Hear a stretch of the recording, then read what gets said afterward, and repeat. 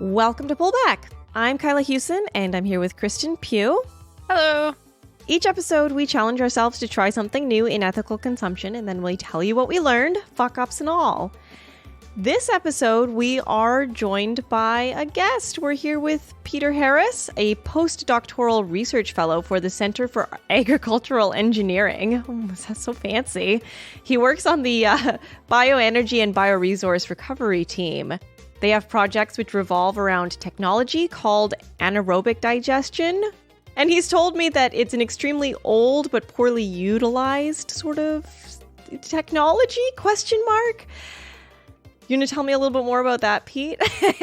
Absolutely. Sounds like a fantastic introduction. Yes. I mean, you told me to say all that, I think, so. Not to brag, but I did a very bad job of reading what you wrote for me.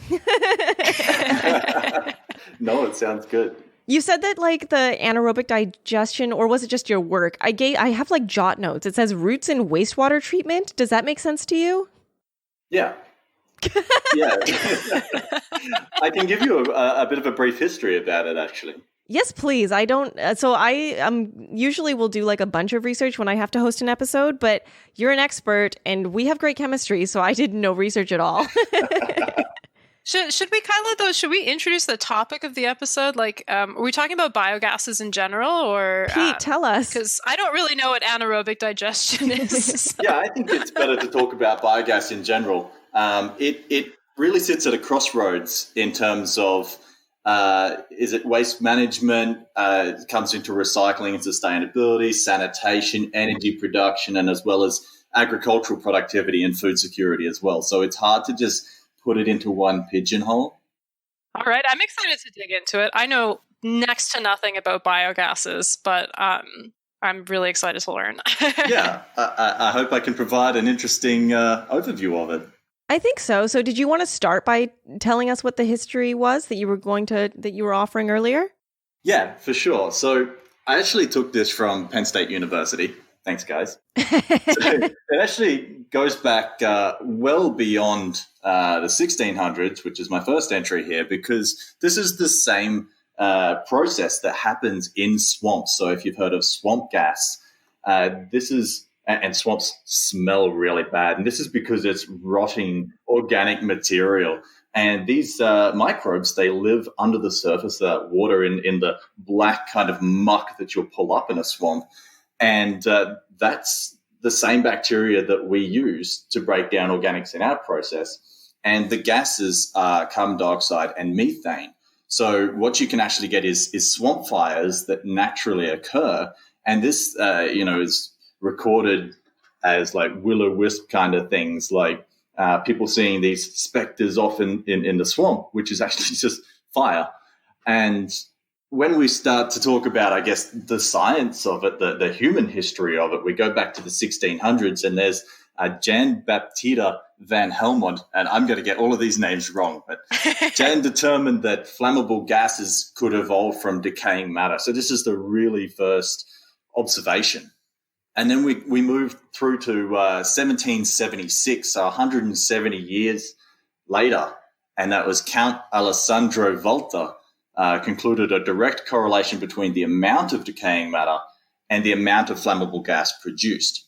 We then skip forward to 1808, and Sir Humphrey Davy determined that methane was present in the gas produced from the anaerobic digestion of cattle manure. And interestingly enough, we then, a lot these days, we use cattle manure as the seed to start an anaerobic digestion process, commonly used in India, for example. We then moved through to 1859, where it was the first AD plant, or anaerobic digestion plant, was built at a leper colony in Bombay, or what is now known as Mumbai in India. And then 1895, so our dates are getting closer together, biogas was recovered from the sewage treatment facility in Exeter in London, in England, and used to fuel the street lamps of Exeter. And you may have seen where some people have been, say, standing over like a sewer grate and have dropped a cigarette, and there's been an explosion. This is ignition of the methane content that's being generated from that sewer material. So then moving through to the 1930s, there's a guy who's particularly well known in the field now. He doesn't go by the name. His name is Boswell, his last name. And he identified the anaerobic bacteria and the conditions to promote methane production. So since then, a lot of the finer details have really been teased out. And so we get to sort of where we're at now, where colleagues of mine have been working on things such as trace elements that can influence the process. And my PhD was on pre-treating materials to try and make them more accessible to the microbes.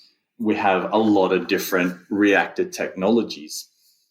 We're at the point where there are roughly 5 million digesters in India, 40 million digesters in China, and these are small-scale family-sized digesters. When we talk about large scale, we're talking 10,000 in Germany, several thousand in other European countries. So it's really taking off in places. Places like Australia, we're a little bit behind, and hopefully we're seeing a bit of a boom here. I have several questions. One, if you throw a cigarette down a sewer now, will you still get an explosion? I guess that kind of depends on where you are. I hope not. That's a real bad public safety issue. Okay. So my second question is then, to sum up, basically what you do is you turn cow farts into energy? Yeah, almost. I guess cow farts and cow burps are still an issue, and people are trying to put scuba masks on cows. Oh, I saw that. That's so weird. Right? That's rumen fermentation that's producing that, and there is a lot of work that's being done on that. Some people are introducing seaweed into the diets for cattle to reduce the amount of methane they're producing, and apparently that's having a huge effect.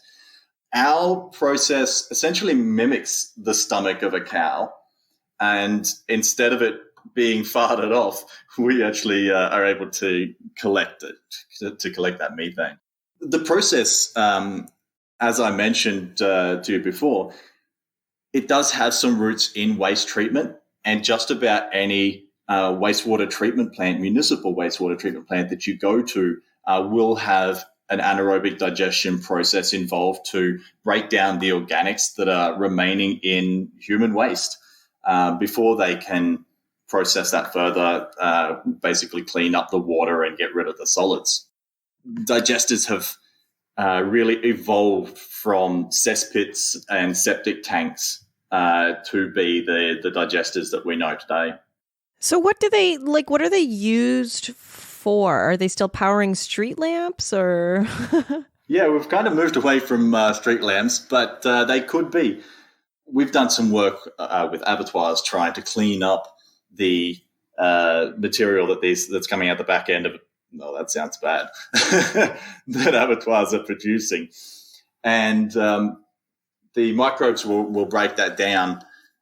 They'll produce the methane, and then they can run that through a power plant, typically a combined heat and power plant.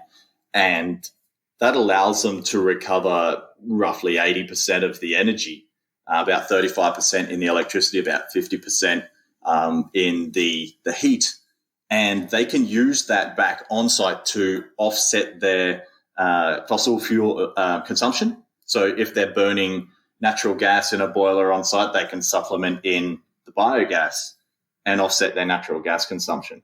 And this actually turns out to be at the least carbon neutral, and we can actually get into the realms of carbon negative with biogas as well. So to get into the realms of carbon negative, would everybody's poop have to be turned into energy? I mean, that would be great. For reasons more than just energy collection or recovery. So what happens when we've already collected all the gas that we can get off of a digester, there's material that's left over, and this all together is digestate. And lovely term, yeah. So the digestate can be put through separating technologies like centrifuges, for example, or belt presses, basically.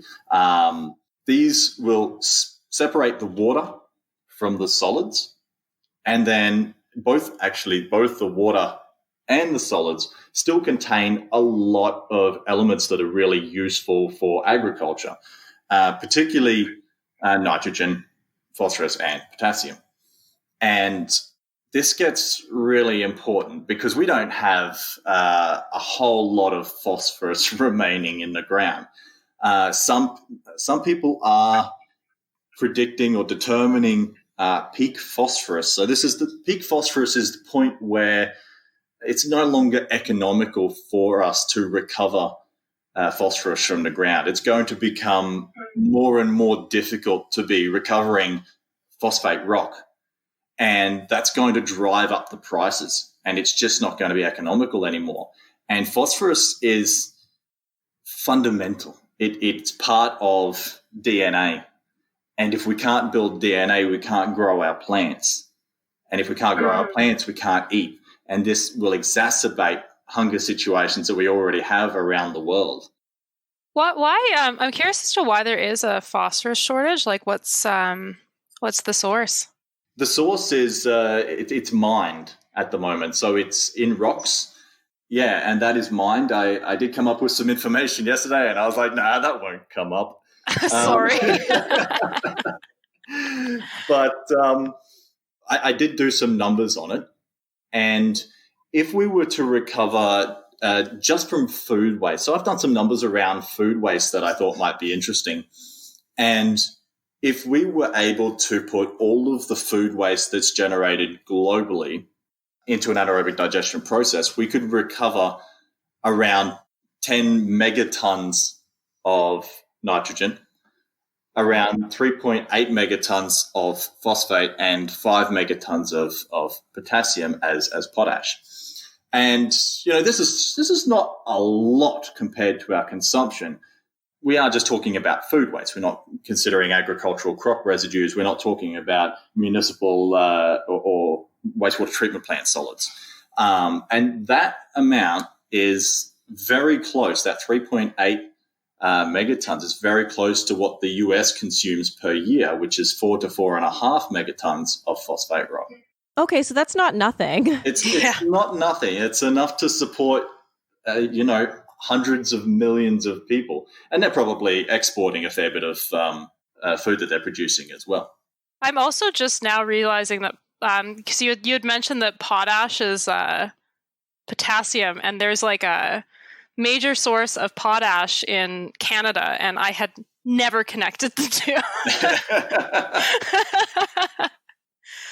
I'm learning a lot already. I just can't help but make the connection that, marijuana is legal in Canada, and then we're talking about potash, and I'm like, are we talking about the same things? But different potashes. Damn it. So, Pete, then it sounds like because I was going to ask you what the difference is between biogas and other renewable energy sources, and it sounds like one of the big ones is that you can harvest useful elements from the process of biogas. Is that right? Well, yeah, that is very much one of the points. And I guess the other thing is that there's really two treatment methods for dealing with waste that is already there, organic waste in particular. Solar is fantastic, but it doesn't deal with a waste. And wind, again, is fantastic, but doesn't deal with a waste. And so biogas does deal with a waste, and we get the energy and the nutrient recovery out of it. So it kind of fits its own little niche market, I guess, there. Does that distinguish biogas from other renewable techs? Yeah, I mean, it sounds like it's a lot different. I really didn't understand. Like we travel together a little bit. That's how we know each other. And you did tell me a lot about your PhD and biogas, but I wasn't listening. So it's nice. I don't blame you. No, but it is really interesting. It's just like hard to keep everything in your head, and it's really cool to hear you like explain everything really thoroughly. And now I can like ask questions that I think are stupid, and it's okay. I have a stupid question. Can I ask one? Yes, please. Yes. Is biogas and biofuels, are those different things or are they the same? I don't know. I mean, it's kind of like chihuahuas and dogs, Chihuahua's a dog, but not all dogs are chihuahua. And biogas is a biofuel, but not all biofuels are biogas. We have biodiesel, for example, that can be generated from algae or other, not necessarily just algae, but other plants, for example. And this is basically taking the oils or the fats in those materials, be they algae or plant seeds and that kind of thing. And it goes through a process called transesterification to produce what are called fatty acid methyl esters. And these are your That's a lot of big words. Yeah. No, that was my honors. We can talk about that as well. Okay, so biogases are sort of like a subcategory of biofuels then. Absolutely. Yeah. Okay, cool. It clears things up for me. So you were saying that there's like you work on smaller digesters, but there are large scale ones as well. Were you saying that there was two different sizes? Maybe I also wasn't listening again. Yeah, no worries. In the lab, we're kind of restricted with size, but we also use that smaller size to produce a lot more replicates, because what we do is science, and what they're doing in industry is introducing pilot scales, or even we're involved in pilot scales, but moving up to full industrial scale. And you can't afford just to have multiple $1 million digesters in the backyard of your business just to run an experiment. So what we do is we produce digesters in the lab that mimic that on-site operation. And so that allows us to reproduce the conditions that they're working in and optimize them from there. So we were working with a business nearby where they have an anaerobic lagoon. So basically it's a big hole in the ground with a cover over it. These lagoons are typically not heated. They're not stirred. They're just left to their own devices, basically. And so we could bring that information back here, the water temperatures, the air temperature, and all that kind of information. And we can reproduce that and then say, okay, if we introduce some stirring, which they can do through recirculation of the liquid in there, or they can introduce an impeller, that kind of thing, we could boost biogas production by this much. And then if we were to introduce a thermostat in some heat exchange, we could get this up to 37 degrees, maybe up to 40 degrees, and boost the biogas production. And for example, the study that we did found that if we introduce those features, we could get 80% more biogas out. That's really interesting. So do you run experiments for a lot of different companies? Is that kind of what you're working on? We do. A lot of those are sort of laboratory analyses. So we've done work in a general agricultural area, and we have papers around that. So we deal with Australia-wide, for example, determining the energy demand in industries, and then determining how much biogas can be used in those industries or even between industries. And I'll mention that in a moment. But more specifically, we've worked with red meat processing, so abattoirs, or I think you call them slaughterhouses in Canada, and feedlots, where they take animals in and grow them up to a larger size very quickly, and they move on to the abattoir. We've worked with food waste, so human food waste. We've done work with crop residues, particularly sugarcane and silage. I've sort of worked a little into composting and a process called gasification. And we've done laboratory analyses for pork, poultry, even plastics, which, not surprisingly, didn't get any biogas out, but they wanted to know anyway. Always good to check, I guess. Yeah, that's right. I mean, if we can help to break down plastic, that's fantastic, because as you guys are well aware, plastic is a terrible issue. And so where I was talking about, agricultural field in general, we've actually got a paper that's in the processes at the moment. It's been out to review and it's gone through all that. And there's a category of anaerobic digestion called co-digestion, where if one material that we want to digest isn't particularly well suited, we can throw in another material that is well suited, and that can help to degrade one or even both of those materials. And where we have a situation such as an abattoir and a feedlot next to each other, manure carries a lot of nutrients that can go into that process. And the material that's coming out of the abattoirs, typically high nitrogen, proteinaceous kind of materials, and often quite dilute as well. So by mixing the manure with the material from the abattoir at the abattoir, we can boost the methane production and the stability of the digesters. And as the feedlot isn't a large user of energy, but the slaughterhouse is. And so we can get that potential energy to the slaughterhouse and use that material to produce a lot of energy to offset the energy demands of the abattoir. So would you say then that the biggest demand right now for these digesters is on like cattle farms or places with slaughterhouses? Ooh, that's a good question. There's been a lot in terms of farm scale digesters overseas. I think the UK's done a fair bit in that. I wouldn't necessarily say that here, and that's sort of where my context is rooted, is in Australia.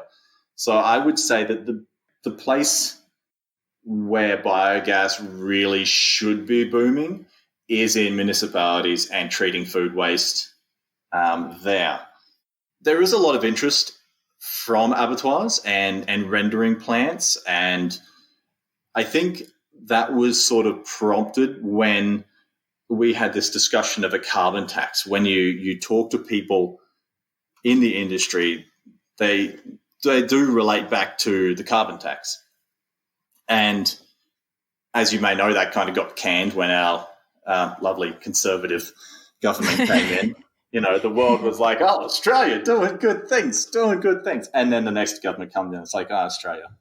That's fine. Your guys' government changes every 6 months anyways, right? So. Also, we're probably just a couple of years away from the same thing happening. So. Oh, boy. Good luck with it. No, fair enough. I mean, you did talk a lot about the food waste and how much value we can get from using the digesters there. So I guess that was just me forgetting that you had just talked about that. No worries. I'm curious, could somebody apply this kind of technology? Is it feasible at a household level? If I wanted to turn my poop into fuel, could I do that? Or is that just vastly infeasible? Yeah, no, I'm really glad you asked that question. I have a paper entitled Biogas in the Suburbs. So basically, the premise of that story is that there was a guy down in Melbourne. Yes, Melbourne. And he got on to us and said, hey, guys, I've been doing my own backyard experiment with this home digester, and I'd like to write a paper about it. And so I basically talked my boss into it, and you can find that online. Just search my name and say Biogas in the Suburbs, and you'll be able to get all the information. But I did quite a good analysis, if I do say so myself. I was quite proud of this work. So I basically took the amount of biogas we can get from food waste. And yes, you can use manure, but manure's it's already been through a digestion system. What's left over is not super in terms of biogas yield, but you can put it in there for sure. So I took the amount of food waste that's standard for an Australian to produce in a year, which I found out is a lot more than what Canadians produce. So well done. And shame on us. I took that and determined how much gas could be produced, and then using different size stoves, how long could you cook for on that?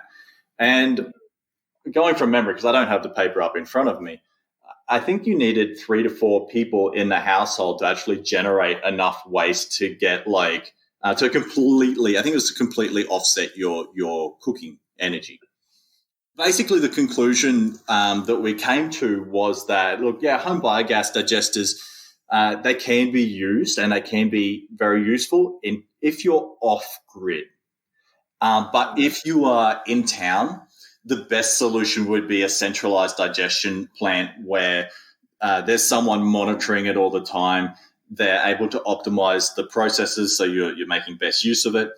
That can be distributed into a grid and controlled. What we don't want is a lot of people with backyard digesters that go away for a while and the system will leak, and then that methane is 28 times more potent as a greenhouse gas than carbon dioxide. So it doesn't take a whole lot of leakage to be really quite bad for the environment.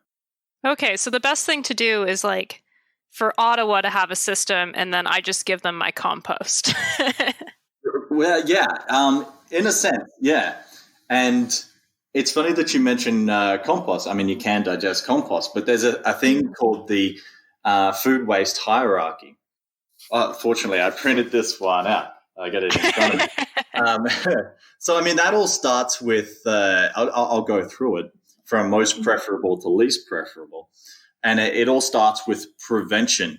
So if you can make use of it, make use of it. And perhaps we shouldn't be, I guess, producing more than we need. After that, it's redistribution to people. And there are places, I think it's one of them is Food Bank. There's apps like Too Good to Throw or Too Good to Go. It depends on the country. I think both of them exist. And this is where people can go, hey, I've got some food that's going to be going off soon. I'm not going to get a chance to use it. Come and take it. And then after that, it should go to animals, because then it's maintaining its value as food, what it was grown for. And there's a lot that goes into, as you guys would know, there's a lot of water, energy, and time that go into growing food, and we don't just want to waste that.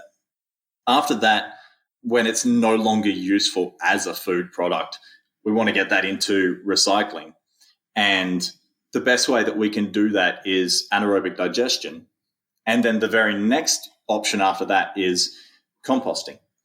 And while composting is great for the recovery of the nutrients, with anaerobic digestion, we get the nutrients and the energy. So composting is actually a net user of energy, whereas anaerobic digestion is a net producer of energy. This is so frustrating to listen to, because it's like we have the solutions to make sure that there is no food ever wasted, and yet it's like the number one is awful. We're so wasteful, and there's solutions for all of this. It's so true, and I hate wasting food. It is a pet hate of mine, and I will let something sit in the fridge knowing it's bad, waiting until something's growing on it so I can go, yep, there it is. Okay, I can throw it out. And even then, I don't feel comfortable with throwing it out. It represents a waste of money and a waste of food and all the value that goes into that. So you were saying that some countries are using anaerobic digestion already. I mean, it's an old technology. We should all be using it. But you were saying India is particularly good at it. Did I catch that earlier? India has a lot of small-scale digesters. I wouldn't say that they're particularly good at it, but unfortunately, there's a lot of poor people in India, which we've both seen, firsthand. And there is enormous potential to do more in India with anaerobic digestion. It's something that this sort of dovetails into one of my pet projects at the moment.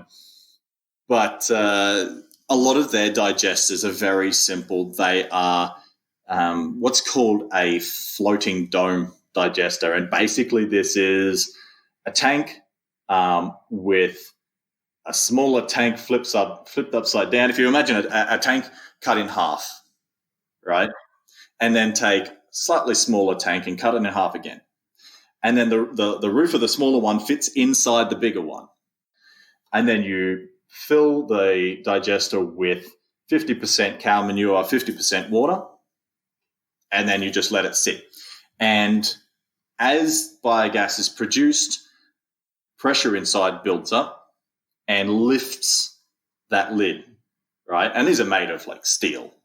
And that also adds a lot of pressure to the system because there's a lot of weight being made of steel. And so you've got pressurized gas. And so you just turn a tap and you've got pressurized gas that comes through to your stove.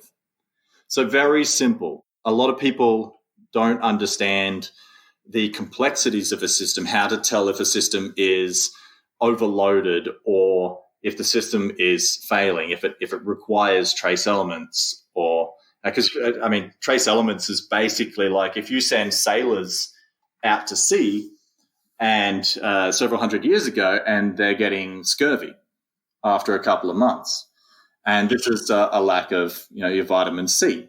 It's the same thing with digesters. They're living things, and they need these things like your vitamin C in sailors to keep on going, to keep on reproducing. I like that analogy. Thank you. Me too. So, yeah, they have a lot, but I wouldn't say that they do it well. The people that I would say do it well are the Germans and the English. Germany has the most digesters by far in Europe, and really in many senses lead the way in terms of anaerobic digestion and in terms of controlled anaerobic digestion. The UK are doing heaps in food waste digestion. And, I mentioned earlier that, we're kind of on the cutting edge in terms of trace elements. It wasn't until just recently that they realized that their digesters were beginning to fail after a long time of operation, because they were running out of trace elements. So they supplemented with trace elements and like, bam, I'm back, baby. The other country that's doing a lot is China in terms of home digesters. They have far more than India. They have about 40 million different type of digester, but 40 million, whew. It's a lot, yeah. I'm curious, what is it that's making those three countries sort of the leaders, and what's stopping places like Canada from adopting this kind of technology? It's a good question. And I did start to look into Canada, and I was like, you know what, I'll be here for like weeks just getting down. Sure. Because unfortunately, a lot of it comes down to like policy, so government support. I think a lot of places in China and India are on board with this because it's basically free energy. The digesters that they're building are not complicated. They're cheap, they're easy, but they're also nasty. I know in Germany they had their renewable energy target, and there were subsidies. I believe in the feed-in tariffs they were given a lot of per.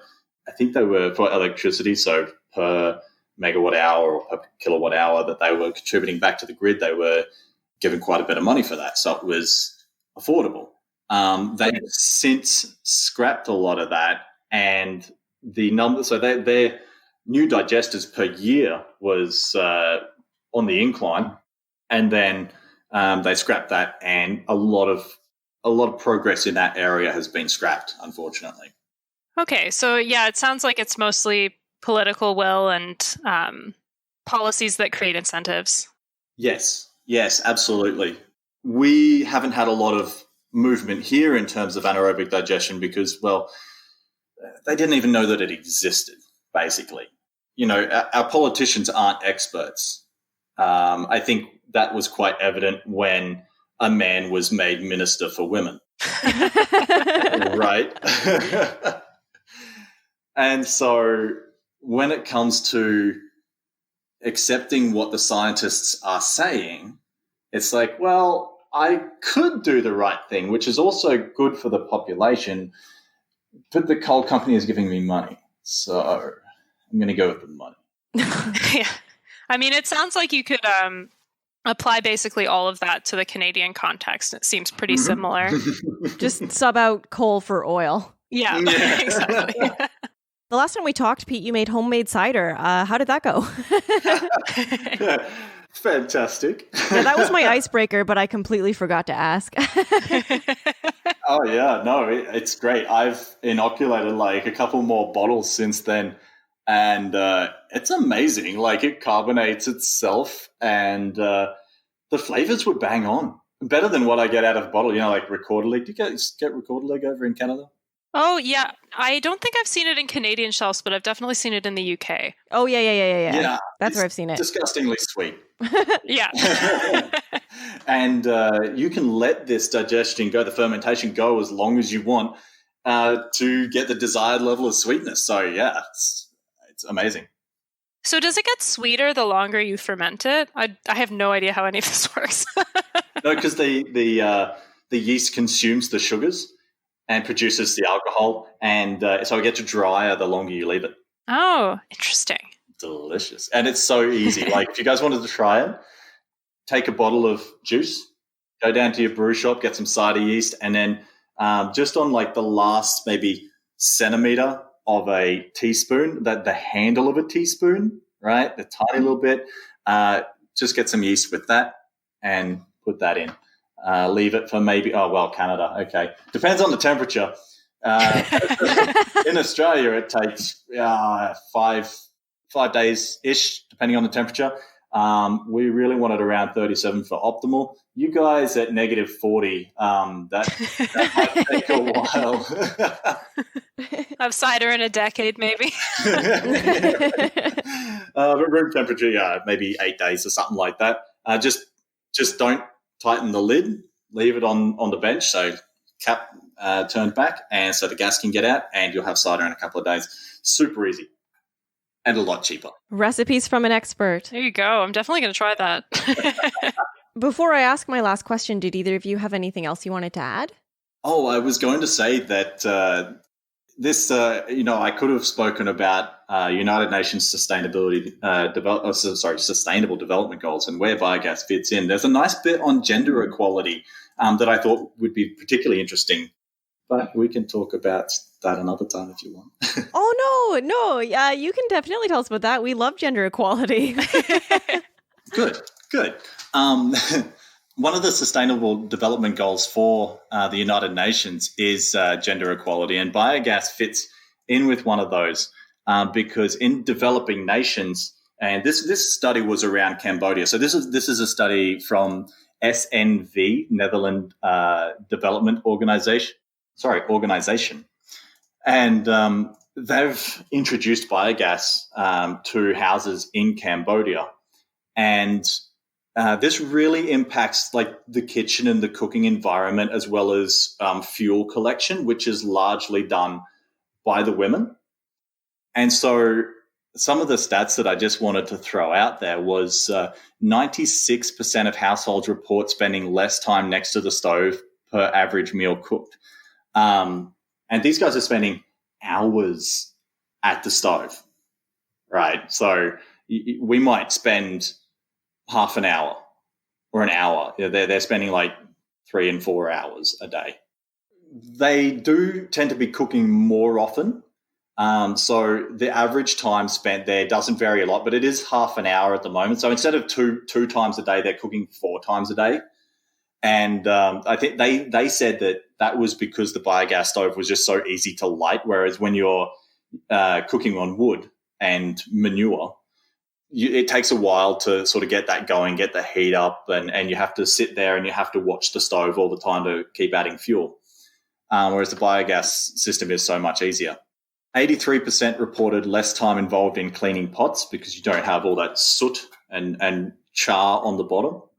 88% of households reported spending less time procuring fuel and required only, it says over 50% less fuel, as in mass, required to perform the same task if biogas was used. So not only is it saving them time, but it's less labour. 63% reduction in cooking burns. Oh, I was just curious. Is it also better for like indoor air pollution?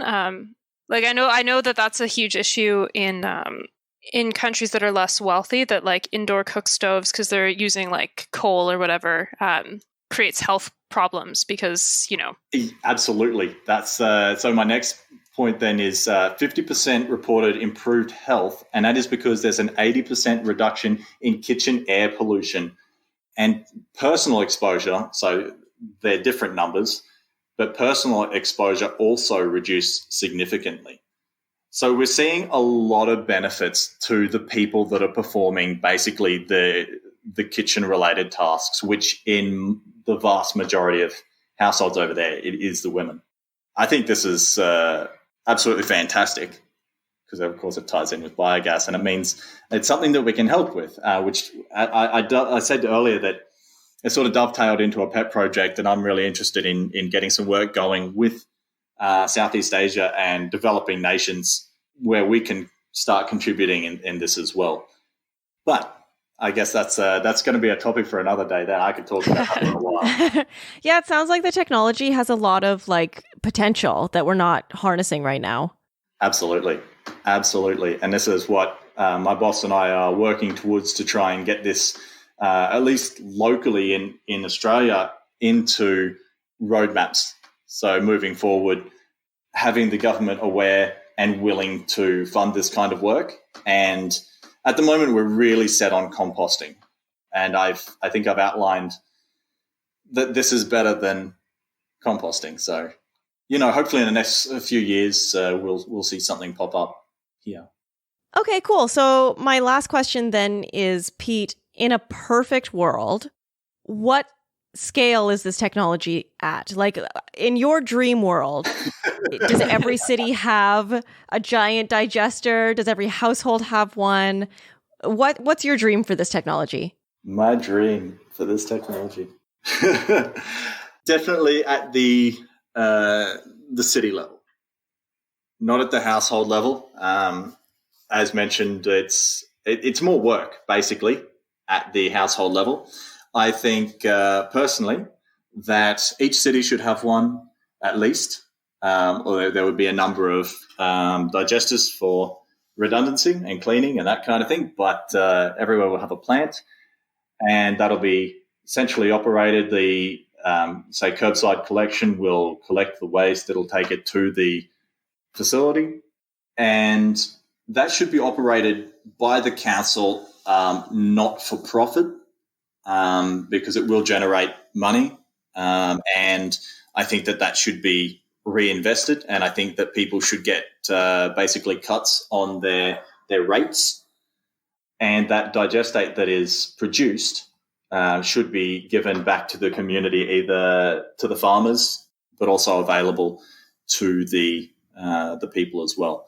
I think probably the farmers should get the first go at it because, they're producing the majority of the food. And if we can, as I mentioned, offset that phosphorus rock consumption, then that's really going to be to the benefit of humanity.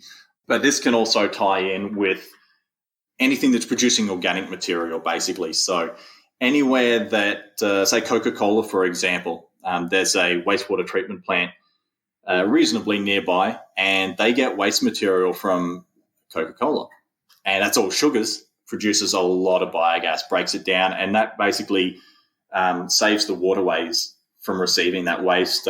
It prevents things like algal blooms and fish kills and that kind of thing.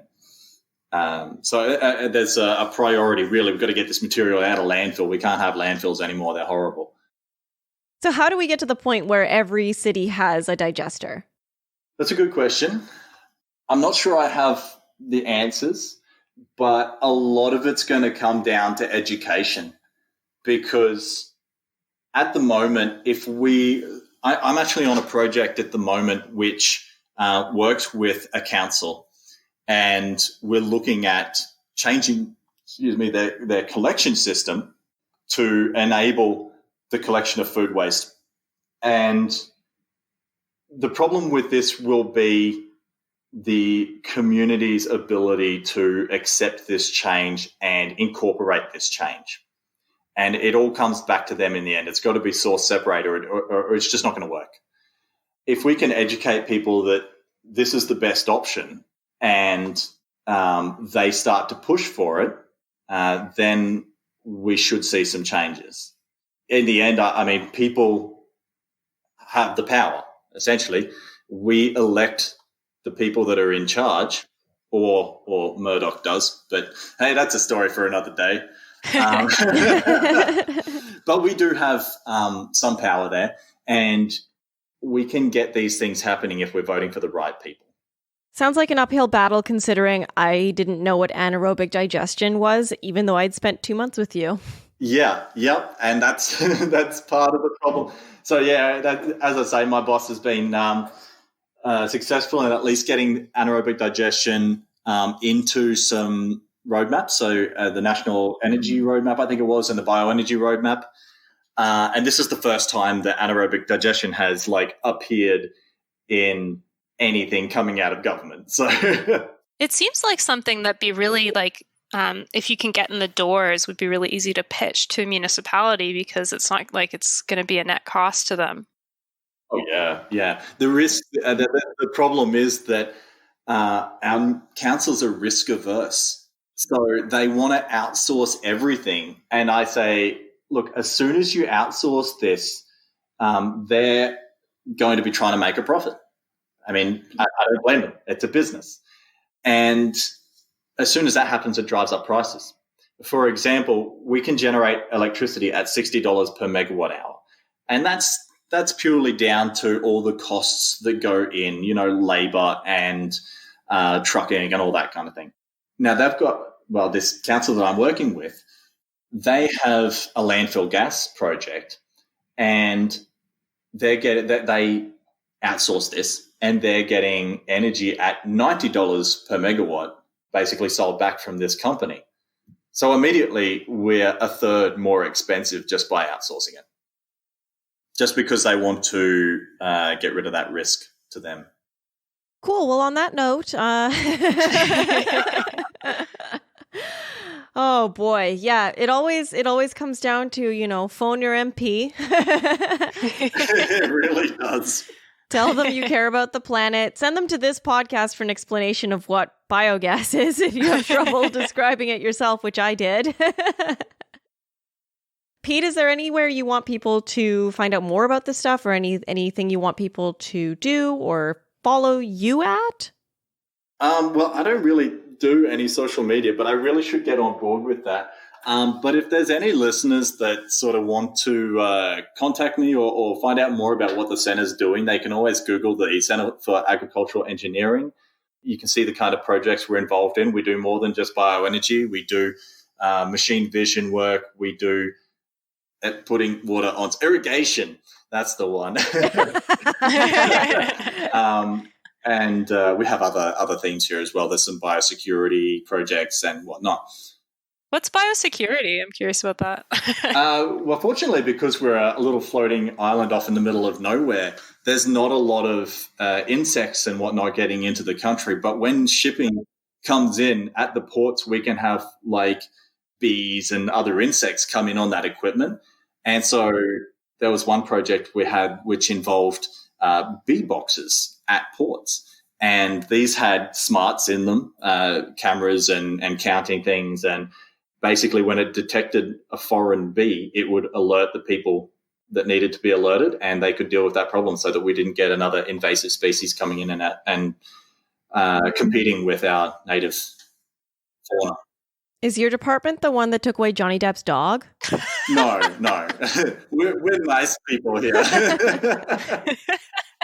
But yeah, they can always Google if they want to read about bioenergy or the anaerobic digestion work that we're involved in. They can always Google my name, and anaerobic digestion should get most of my papers.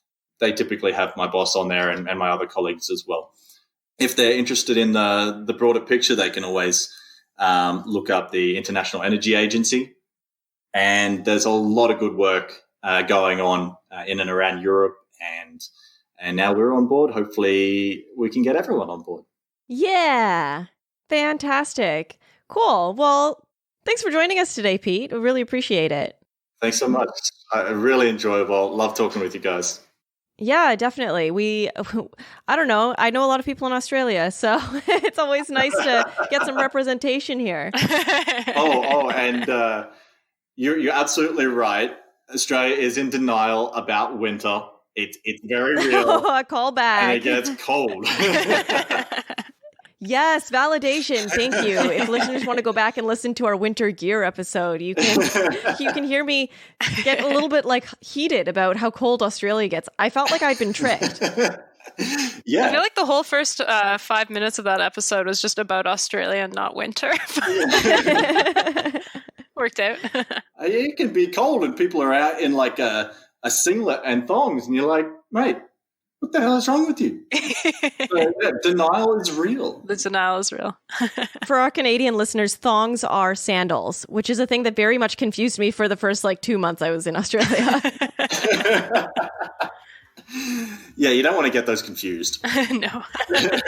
Fantastic. Okay, well, listeners can catch us. We're on Twitter mostly, although I like Instagram too. That's at Pullback Podcast. And thanks again to Pete for joining us. We'll catch you guys on the next episode.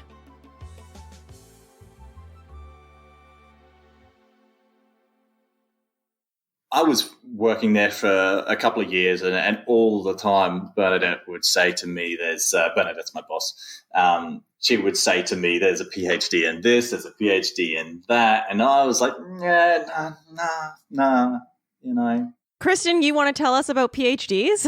Nope. Yeah, I don't either.